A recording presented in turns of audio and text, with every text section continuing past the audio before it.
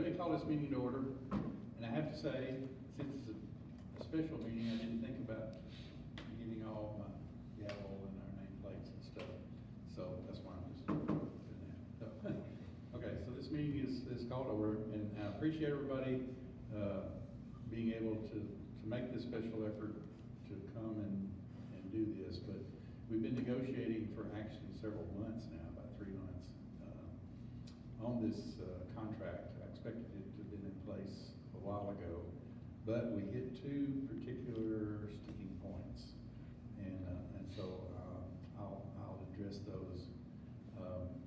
But we have the resolution here before us to accept this contract between the City of Diamondhead, Arkansas, and Life Safety Security of Hot Springs to provide security services in support of the city. And where need be, we've made arrangements or talked with the Township Constable and Sheriff's Office to call in 911 situations. So, so this will, one of the main things that we have always been hearing in all this is that people are concerned about the security out here. The police force has been gone, and it's been a little bit the Wild West since then, especially on the roads. And so this will give us a presence. These people will patrol 8 hours during the day, and we'll probably start off at a time like 2 in the afternoon till 10. And but we don't want to get in just a pattern that everybody then can recognize, so we'll change it. But we want to start off with something so people know what to look for and expect them and get to know them. So they'll have a marked vehicle. They will be able to, people will be able to have their number so that when they're patrolling out here, they can take calls if there's some issue that needs to be addressed. If somebody needs a jump, they'll be able to do that. When people are off on vacation, they'll be able to note that, and they can do more frequent patrols of their property. There's a number of things they can do. They cannot arrest, so they're not police officers. They are police officers, but they're not. There's not a police force out here, so it is provides a security and an avenue to protect things out here and respond to issues, and then get other help as needed, and to patrol, to have a presence. They'll have a presence on the road, but obviously since they can't arrest, they're not in a position to be able to actually write tickets and stuff, but hopefully just being there will help slow that down. And so it'll evolve as it goes. The way the contract is written, it's a 12-month contract, but one of the sticking points was that they wanted the contract and it could only be canceled for cause. We're evolving, things are changing. I wanted to have the flexibility to cancel the contract unilaterally, and of course, they didn't, because they've invested a certain amount to provide this service and provide the vehicle, and so they wanted to be able to have some way to have that covered if we did. So we worked on those issues and came to an agreement where in the termination there is an option for us to just unilaterally cancel. We give them 60 days notice and pay $11,200 termination fee. And so that would be the avenue that we can help reimburse them for what they have entered into if we don't go the full 12 months. Like I say, don't expect any difference, but I wanted to have that latitude in case. Now, they are also going to help us, as Patty especially knows, and some of us have been looking at it, we decided to look at the city marshal approach, to have a city marshal set up out here, and has the same authorities. They have to have the same justification as a police officer, have to have the same training, same certifications and everything as a police force. So it's almost equivalent to a police force or city marshal. But talking to our attorney and talking to some other of the cities, some of the small cities go the city marshal route, and, there are some things that stipulated in some of the statutes that gives the mayor, some means to use the city marshal then. And so I think that's the way we decided to go. But when you start looking at all the requirements, you know, none of us are in a knowledge enough to know where to find all those requirements. But when you do start looking, there is a lot of them, and there's a lot of policies that are required. And so these people, besides doing this patrol and providing the security, will also help us in defining those requirements and defining the different policies, and then all the requirements that the personnel have to meet through the, I forget what that all stands for, the CLEST, and then once we get everything together, we have to actually go make a presentation to the state commission for them to make us a law enforcement agency. So we have to have all our ducks in a line. So these people, since this is their profession, they're going to help us put that together.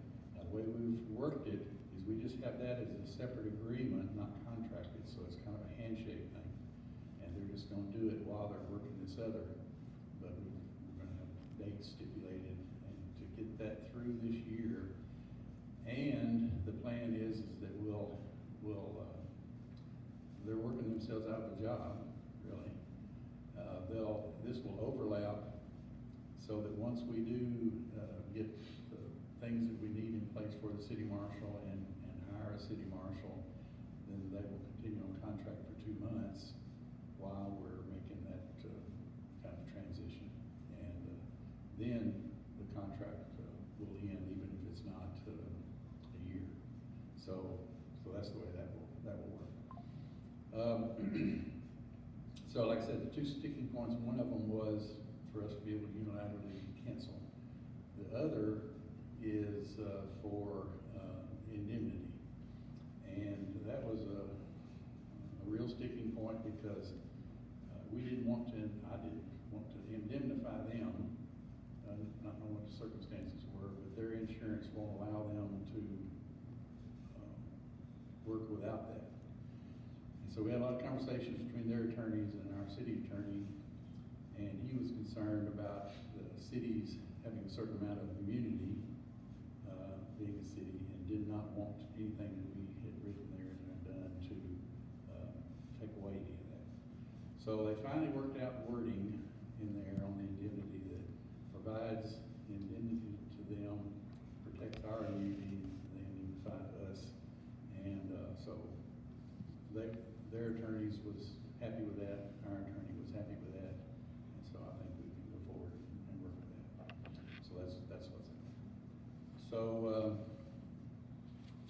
that's it in a nutshell. And so once we started, you know, they will patrol 8 hours a day, every day.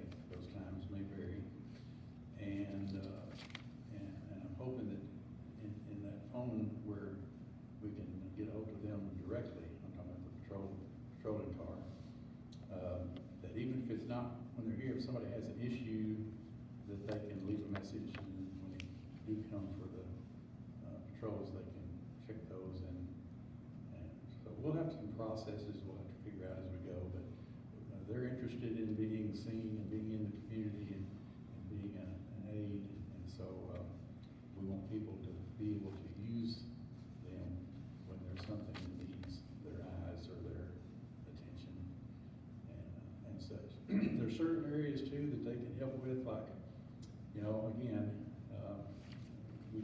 they can't, if there's a loose running animal, they can't take it in, like if we had a full animal control system, but what I've asked them is to be able to look for those kinds of things and let us know when that's observed and where, and if we can understand and find out who the owner is, then the city can address that. So they won't address it directly, but they'll be able to watch for those circumstances. To be able to watch for other things in our nuisance, dumping litter, we'll have different things we'll be able to address with them. Anybody, any other questions? Yeah, I do. One, Ralph. I guess it's my understanding that they can detain people, but they cannot arrest them, so they can call for the constable to either make an arrest or ask for the county sheriff to become involved and make an arrest. Is that correct? Okay, the other thing on, if I read it correctly, they will come on an emergency basis too. So even if they have made their patrol for the day, they would still be available to come in on that, so that's. And that may just depend on, well, I'm not sure, tell me Yeah. that part. It depends on, you know, where they are and how available, they are. But the other thing I do want to point out is these, they are licensed to be armed.